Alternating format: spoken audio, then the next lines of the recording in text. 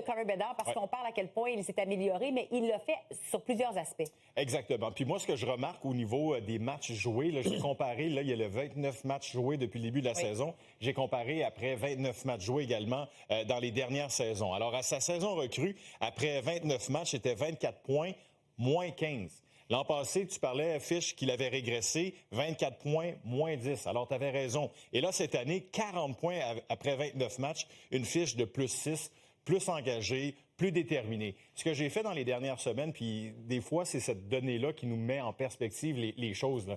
J'ai parlé à d'anciens premiers choix au total. Crosby, Jack Hughes et Patrick Kane. C'est une pression qui est énorme, hein, d'être le premier choix, de livrer la marchandise. Alors, ils m'ont parlé de Bédard et Bédard a réagi à la suite de ce que les autres ont dit à son sujet.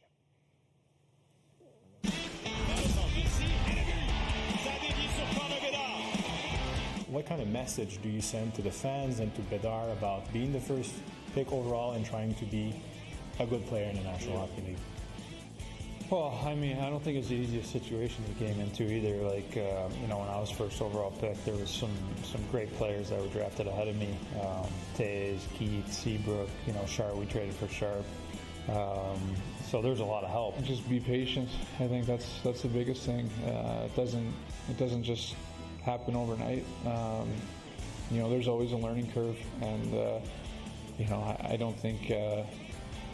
I don't think that's something that just happens right away. I think it's something you grow into, and I think the biggest thing is to be patient. You can see the skill and his ability, and you know, I think you look at a guy like Jack Hughes, it didn't just happen right away for him. For me, like he's going through a completely different experience, and I don't know if there's much that I could tell him, but you know, just from the outside looking in. A lot of pressure on him, but he's had 2 really, really good years in the NHL, and I think that probably gets forgotten a little bit because, you know, the expectations are sky high for him. I did interview with Patrick Kane, Sidney Crosby, Jack Hughes, just like you, first pick overall, and they had very, very, very kind words about your the way you're growing up as a player. How does it feel to have support of players who went through what you're going through right now? Yeah, it's good. I mean, you know, there's one guy every year that's first overall, and you know, it's good to, you know, maybe get to meet a couple. I don't think you're gonna be grilling them about stuff. It's really not that much. You just got to play hockey, but it's obviously good to build some connections with guys if you can. Alors, ce que je retiens, hein, ce que Crosby a dit, ce que Jack Hughes a dit, Patrick Kane, être patient. Puis, je pense que Fish t'a touché un point important aussi. Il s'est retrouvé Bédard dans une organisation avec pas grand-chose. Moi, je qualifie encore les Hawks là, dans une académie ailier. Là.